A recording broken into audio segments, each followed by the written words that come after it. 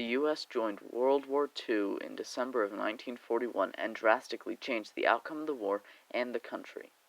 The U.S. had to give 10% of all economic resources to the war and many soldiers due to the large army of the Nazi soldiers. The war could have been changed because of Japan not attacking Pearl Harbor. The number of casualties would have probably been much lower or higher depending on the outcome of the war.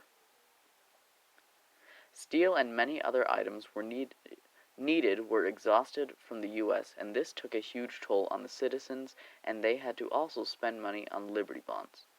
Some of the items that the U.S. brought to the war were 400,000 jeeps and trucks, 14,000 airplanes, 8,000 tractors, 13,000 tanks.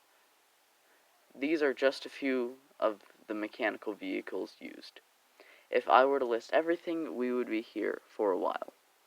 The U.S. helped out the Allies in the war tremendously by bringing so many troops, vehicles, and miscellaneous supplies. If Japan never bombed Pearl Harbor, then the war would have changed drastically. The U.S. would have joined the war much later because Japan wouldn't have bombed Pearl Harbor. The use of the atomic bomb would have been different because they would have never bombed Hiroshima. And the U.S. and Japan's relationship would have been very different. If the U.S. never joined the war, the Nazis may have won the war because the U.S. was a huge player in the outcome of the war. The casualties would have gone skyrocketing if the Nazis won, because if the Nazis went through with their plan, then almost every person they thought were a minority would be dead.